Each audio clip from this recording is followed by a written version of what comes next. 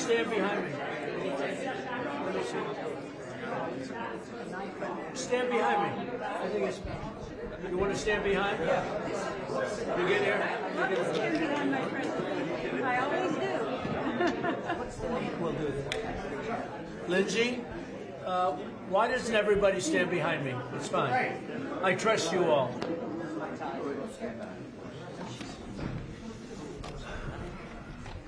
Thank you very much, everybody. Would you like to come behind us? Come on over.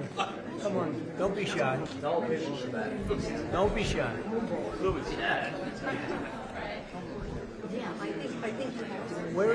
Where's Erica?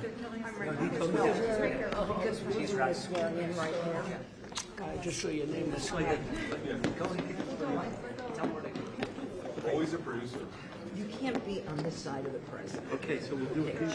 You get behind them. Okay, thank you very much, everybody. You can stand in front over here. It goes over there. Okay. Jeanette, stand in front. Judge Janine, Chief Protocol. Thank you. Don't tell Monica. She's a strong leader. She just made television. Tough, sir.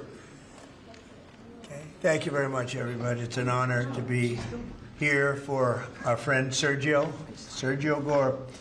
Today we're thrilled to be in a swear-in for the next ambassador to India and special envoy to South and Central Asia, which is a big deal, and Sergio will handle it better than anybody could handle it. So I just want to congratulate Sergio. Come here a minute, Sergio.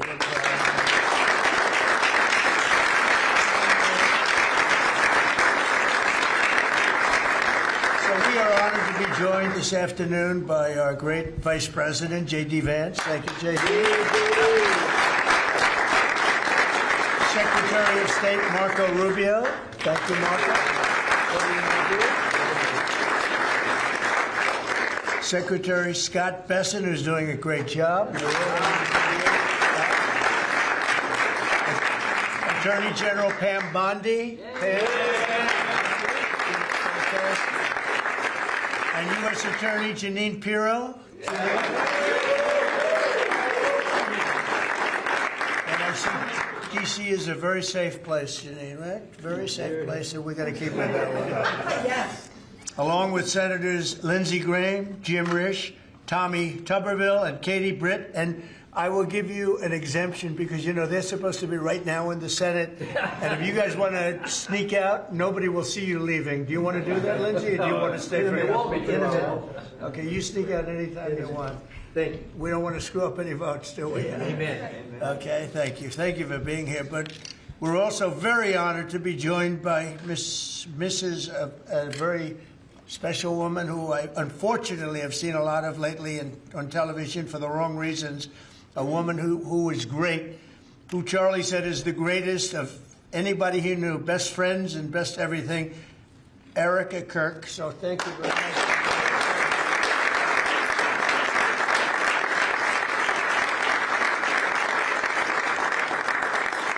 And as Erica knows, another special woman, Laura Ingram. Where's Laura? She's here someplace. Thank you, Laura.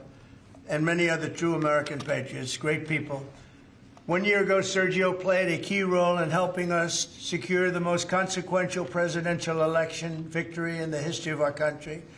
And from the day we won, he immediately began working to staff our new administration with the most talented team of any president. And we have had a great team. A couple of mistakes there, Sergio, but we won't mention them. They're gone. We got rid of them pretty quick. We found a couple we weren't thrilled with. We got them out of here. But as my director of office and presidential personnel from the early days of transition, Sergio's leadership was essential to fulfilling the historic mandate entrusted to us by the American people. And that's what we've done. With the help here at the White House, we set new benchmarks for presidential staffing. Nobody's done it, I think, hopefully better, but certainly quicker. But I don't think anybody's done it better. We have great people. We're surrounded by the people that I really do love and like and respect. But we hired 4,000 appointees across every federal department in record time, including over 1,000 appointments on day one. So before we even got started, we had over 1,000 people working for us. Under Sergio's leadership, Federal agencies and departments reached staffing levels of 95%, and that's faster than any administration in modern-day history. And prior to his work on behalf of my 2024 campaign, Sergio had tremendous success as an entrepreneur in the publishing world. He even published my book, which went to #1. I was very happy because if it didn't, he wouldn't be here right now. But now I'm trusting Sergio to help strengthen one of our country's most important international relationships, and that's the strategic partnership with the Republic of India. It's a big deal. India is home to one of the world's oldest civilizations, the largest country in the world, actually, and it's got over 1.5 billion people. And we have a fantastic relationship with the Prime Minister, Modi, and Sergio's only enhanced that because he's become already friendly with the Prime Minister, knowing that Sergio is going to be the ambassador they would call constantly to say, let's get to know this man, and they like what they see. So I know you're going to have a great success over there. It's a very important relationship. But it's also the fastest growing middle class, and it's an important economic and strategic security partner in the Indo-Pacific region. It's an amazing country, actually. 1.5 billion people. China has 1.4 billion. Those are two big countries. As ambassador, Sergio will work to fortify our country's bond, promote investments in key U.S. industries and technologies, increase American energy exports, and expand our security cooperation. And you know, we're making a deal with India, a much different deal than we had in the past. So right now they don't love me, but they'll love us. Again, we're getting a fair deal, just a fair trade deal. We had pretty unfair trade deals. They're very good negotiators, Sergio, so you have to take a look at that, if you would, please. But we're getting close, Scott. I think we're pretty close to doing a deal that's good for everybody, right? In the old days, do you think Biden would ask that question? I don't think so. They'd say, how are we doing with India? He didn't know about India. He didn't know a damn thing. But that's okay. We had him. Likewise, in Sergio's role as special envoy to South and Central Asia, he'll be a key emissary to a very important group of nations at the crossroads between East and West. And last week, I was honored to host the leaders of 5 Central Asian countries here in the White House. And Sergio will be helping with all of that. We had an amazing meeting the other night at the White House, and I'm confident that Sergio will do an outstanding job and make our country and all of his friends very proud. But I'm very proud of Sergio. I've known him for a long time, and he's a great guy. And most people love him. Some people don't like him so much. I'll be honest with you, Sergio. I said some people, when they don't like Sergio, they don't like him. But when they like him more than anybody. But most of them really are the like category. And I just want to say that I think he's going to be an outstanding representative for the United States of America. And it's a big deal. Being the ambassador to India is a big deal. So, Sergio, congratulations. I know you're going to do a fantastic job. Thank you very much.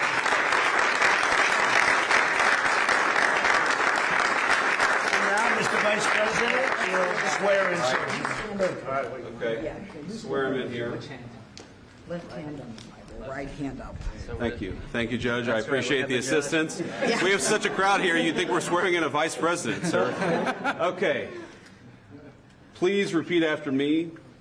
I, Sergio Gor, I, Sergio Gor, do solemnly swear do solemnly swear that I will support and defend the Constitution of the United States that I will support and defend the Constitution of the United States against all enemies, foreign and domestic, against all enemies, foreign and domestic, that I will bear true faith and allegiance to the same, that I will bear true faith and allegiance to the same, that I take this obligation freely that I take this obligation freely without any mental reservation without any mental reservation or purpose of evasion, or purpose of evasion, and that I will well and faithfully and that I will well and faithfully discharge the duties discharge the duties of the office on which I am about to enter. of the office of which I'm about to enter. So help you God. So help me God. Congratulations, Mr. Ambassador.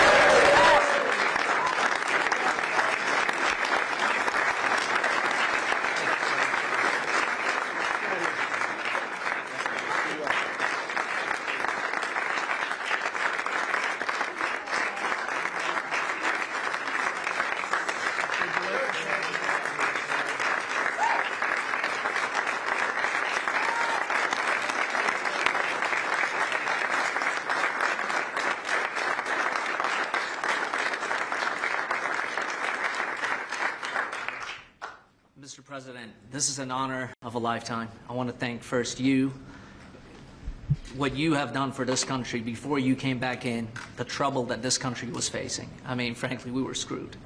What you have achieved in 10 months has been historic, has surpassed any other presidency, and I fully believe what you will achieve in the next 3 years will never be beaten.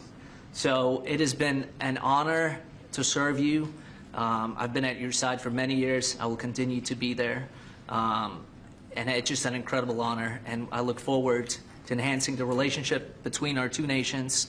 But again, thank you for entrusting me with this position, and I look forward to doing a great job for you. Thank you very much, Sergio.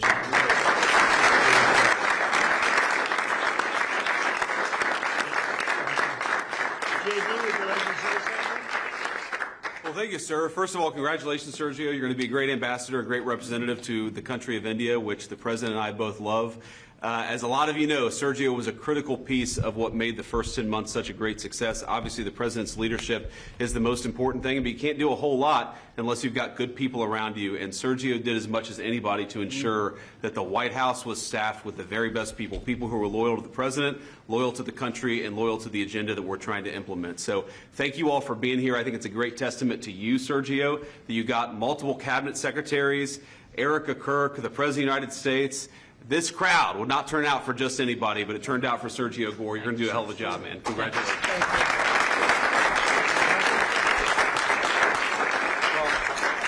Well, just to echo what Sergio said, Mr. President, you've done a lot for this country, more than any other president has in such a short period of time. And part of that is putting together a phenomenal team. And I know Sergio was instrumental in helping you achieve that. And so we think he'll do a great job. This is a very impressive collection of people. There are almost 1.5 billion people in the Oval Office right now. But Sergio's going to do a phenomenal job. Those of us who've known him, so many of his friends that are here and family as well that know how hard he works, 24 hours, 7 days a week. And that's what it takes to work in this administration because of how much you're pushing our country forward around the world and here at home. And we know Sergio will do a great job. So congratulations, Sergio. You're going to do a phenomenal job. Thank you. Thank you. Janine, please. Well, I'm very proud to be here with Sergio, my friend, who's been my friend for many years. He is someone who is loyal, he is trustworthy, and he works as hard as anyone I know. And Mr. President, there is in this room a group of people who love you, who believe in you, and who are so proud to be in this Oval Office and to be part of this amazing day because you have changed the course of America. You, and thank you, Sergio, for what you've done. God bless you both.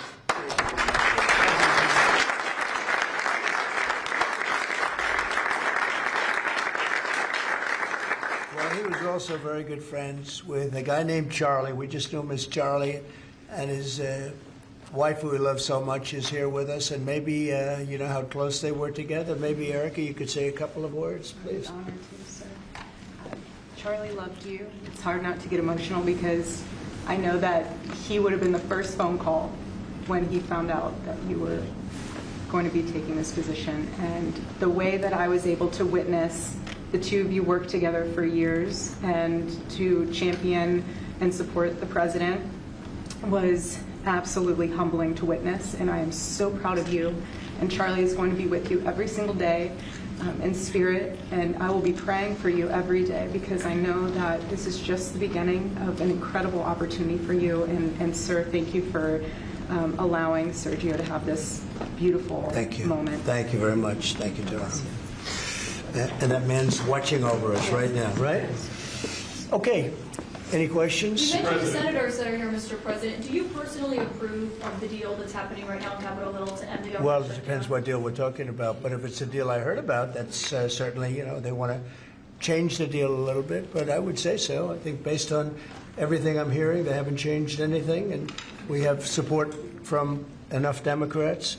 And we're going to be opening up our country. It's too bad it was closed, but we'll be opening up our country very quickly. Mr. President, that deal does reverse the mass firings your administration put through during the shutdown. Did you sign off on that, and will you abide by that if this passes? Well, I will be. I'll abide by the deal. The deal is very good. We're not going to be giving $1.5 trillion to people that came in from jails and from, you know, the gangs and drug dealers and all of these others that They wanted to be given health care, which would have hurt our health care system.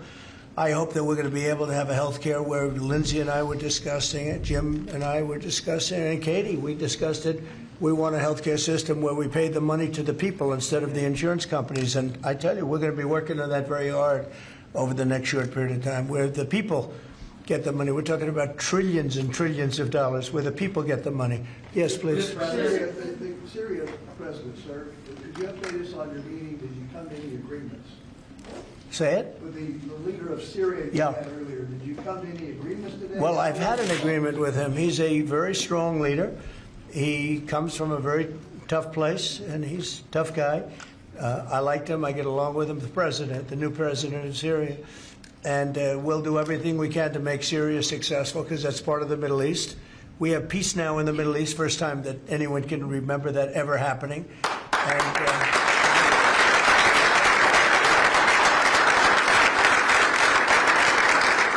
as you know, Syria is a very big part of the Middle East, very important part. If you look back at Syria, for years they had the doctors, the lawyers, they had so many of the great intellects. It's an amazing place with great people, and we want to see Syria be successful along with the rest of the Middle East. So I have confidence that he'll be able to do the job, absolutely. How close are you to a deal on a trade deal with India? Are you willing to consider lowering the current tariff rate?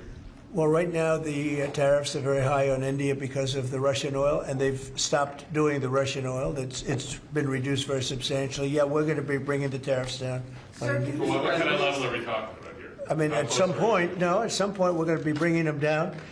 Without tariffs, this country would be in such trouble, as they were for many years. That's why we owe $38 trillion. And one of the things we're going to do, we're going to issue a dividend to our middle-income people and lower-income people of about $2,000. And we're going to use the remaining tariffs to lower our debt. We're going to be lowering our debt, which is a national security thing. So we're doing a lot of good work. And the numbers were reported so incorrectly. The real numbers are trillions of dollars have been taken in or gotten in terms of investment from the tariffs. And so if that were ever reversed, it would be a disaster. Frankly, it would be a national security problem for our country. And nobody thinks it's going to be reversed. I think we had a very good court case. As you know, it's before the Supreme Court right now. But if that were ever reversed, people are saying, oh, it's $1 billion. Some people said, oh, it's $2 billion. Well, that obviously we can handle very easily.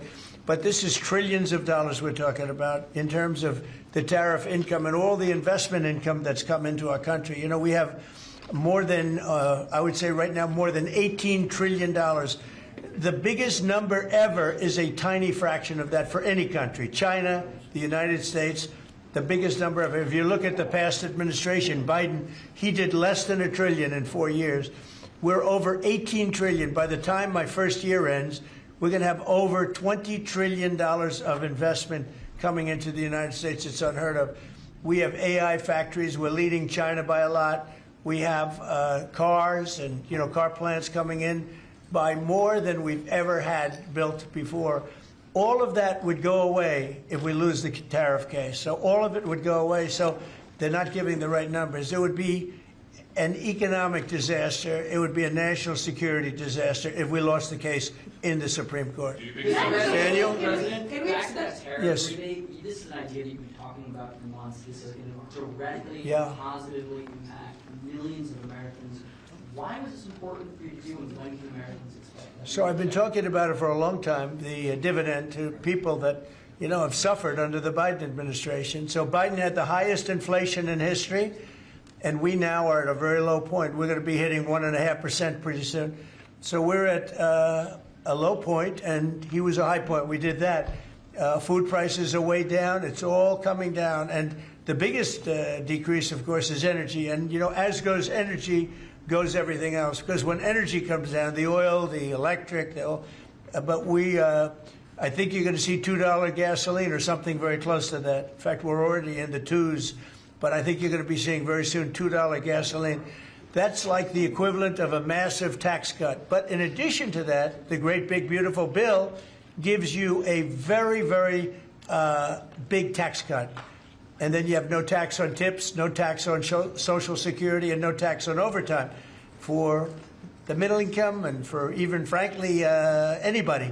But you have no tax, and the no tax, frankly, anybody. But you have no tax, and the no tax on tips has turned out to be a tremendous thing.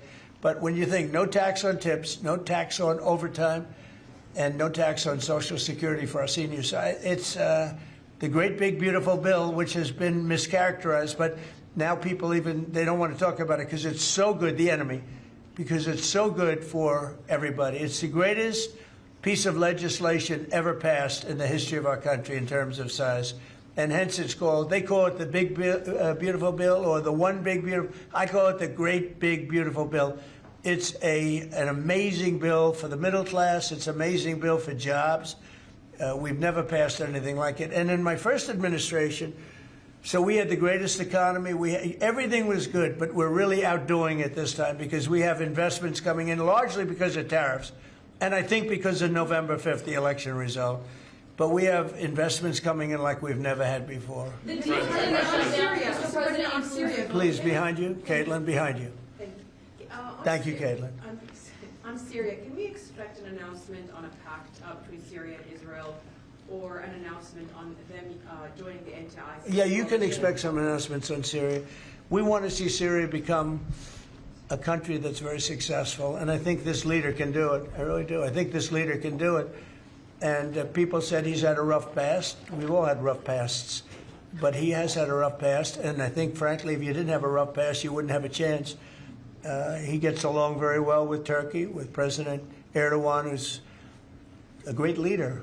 Erdogan's a great leader, and very much in favor of what's happening in Syria. We have to make Syria work. Syria is a big part of the Middle East, and I will tell you, I think it is working and really well. We're working also with Israel on getting along with Syria, getting along with everybody, and that's working amazingly. As you know, Hamas has given us back numerous bodies. It sounds pretty gruesome, but it's something the parents want more than if their son had been living. Hard to believe. I've seen all of the parents, so many of the parents, and getting back the body of their son, their dead son, is as vital to them, as important to them, as if the boy was generally the boy was alive. And as you know, over the last 4 or 5 days, we've gotten a lot of the additional bodies that they said they were going to. They've worked very hard to do that. So we have peace in the Middle East. It's a great thing, and nobody's ever seen anything quite like it. After your meeting with the Syrian president today, Switzerland, Mr. you President. posted last week about your talks with Switzerland. We're reporting that you're near a deal that would lower their rate. With Switzerland? Yeah. We're working on a deal to get their tariffs a little bit lower because. 15% is what we're saying. No, I haven't said any number, but we're going to be working on something to help Switzerland along. We hit Switzerland very hard. We want Switzerland to remain successful, and we're a part of Switzerland in the sense that they've been a very good ally. Yeah, we're working on them and some others, and we're working on others to increase them a little bit too. How close is it with Switzerland? Switzerland? What, do you have something to do with Switzerland? He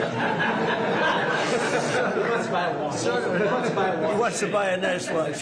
He wants to buy a nice Rolex, right? We'll give Rolex some publicity because Rolex they've been very nice, Now, look, it's a beautiful country. It's a small country, but economically very big. So we're working on something. Caitlin? After meeting with the Syrian president earlier today, Marjorie Taylor Greene, who is a big ally of yours, said that she would rather see you focused on nonstop domestic policy meetings here at the White House instead of nonstop foreign policy meetings.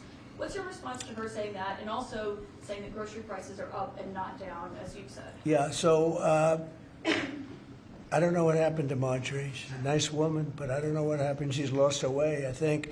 But I have to view the presidency as a worldwide situation, not locally. I mean, we could have a world that's on fire where wars come to our shores very easily if you had a bad president. We had a horrible president, and we ended up with Russia-Ukraine, and we ended up with other disasters, too. Don't forget, I put out 8 wars, 9 to come. I think I'll get the other one taken care of. But I put out 8 wars. And look at the damage that Russia-Ukraine has done to us as a country. I mean, we spent $350 billion. We're not spending any money anymore. Now they pay us through NATO. I got NATO to go from 2% to 5%. Well, that's very important. When you're president, you really sort of have to watch over the world because you're going to be dragged into it otherwise. You're going to be dragged into a world war. I think if I weren't president, first of all, that war would have never happened if I was president. And if I weren't president, that war could have led to World War III. It won't. It's not going to anymore. But when I first got in, I said, wow, this situation could lead to World War III. And I got NATO together. I got everybody together. But with all of that, I passed a great, big, beautiful bill, which is the biggest tax cuts in the history of our country. So when somebody like Marjorie Taylor Greene, who's now catering to the other side, I don't know what, I guess she's, got some kind of an act going, but I'm surprised at her. But when somebody like Marjorie goes over and starts making statements like that, it shows she doesn't know. I don't devote a lot of my time. Let me give you another example. China. China was going to hit us with rare earth. Now, everybody says, oh, what does that mean? Magnets. If China refused to give magnets, because they have a monopoly on magnets, because they were allowed to happen over a 32-year period, there wouldn't be a car made in the entire world. There wouldn't be a radio. There wouldn't be a television. There wouldn't be internet. There wouldn't be anything because magnets are such a part. Now, nobody knows what magnets are, and not overly sophisticated, but to build a magnet system would take 2 years. So if I weren't able to say to China, look, if you're going to do that to us, we're going to charge you 158% tariff. It was 100% on top of 58%. And China called up immediately and said, we will make peace. And we made peace. We made a great deal. We made an unbelievable deal.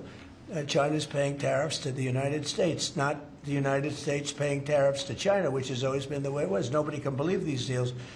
But so when somebody makes a statement about he's devoting time to the world, well, the world is the United States, because if the world's in trouble or if the world is ripping us off, the world was ripping us off before I came here. Europe was getting massive tariffs. They were sending us 9-10 million cars a year. We were sending them none. They were not taking our agriculture. We were taking massive amounts of their. It was so unfair. Now we have a deal where $950 billion is coming into the United States because of me and because of tariffs.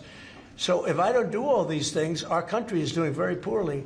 So, it's easy to say, oh, don't worry about the world. But the world is turning out to be our biggest customer. The world was on fire. And we could have been in that fire very easily if you didn't have a president that knew what he was doing. What about can you guarantee to Americans that travel is going to go back to normal once the government... That travel is? Oh, yeah. It'll go better than normal. You know why? When the government reopens. Yeah, sure. It'll be much better than normal because we're buying the most sophisticated avionics and, technology for our control towers. And we didn't have that. We had a guy named Buttigieg. Edge, they say is the best way. Just say two edges, like off the edge of a cliff, which is where they were taking us, by the way. Edge was the Secretary of Transportation, and he spent billions of dollars trying to patch together our air traffic control system, which was a conglomeration of all different systems in all different cities. They had hundreds of companies working on it. And they were spending billions of dollars. And when they turned it on, it didn't work. It didn't even work a little bit. That's why you had a helicopter crashing into an airplane, that if we had a great system, bells and whistles would have started going off. So we are now in the process. We're in final bids of getting the finest system anywhere in the world. I've analyzed it. Sean Duffy has been working really hard on it, doing a fantastic job, by the way. And over the next 2 or 3 weeks, we'll be handing out the finest air traffic control system anywhere in the world. All the towers will be equipped. They were going copper wire into glass wire into other types of wire. And if you knew anything, copper wire doesn't work with glass. Glass doesn't work with other substances. And they spent billions of dollars, and when they turned it on, nothing happened. Okay? We're getting the most sophisticated, all brand new. Every control tower will have the same exact system. It'll be the most sophisticated system by far in the world. And what we've done is we've looked around other countries, and we've taken the absolute best systems in every different form, because there are different. You have lots of different companies like IBM and Raytheon and a lot of great companies. They're all bidding, and we're going to pick the best one, and it'll get built relatively quickly.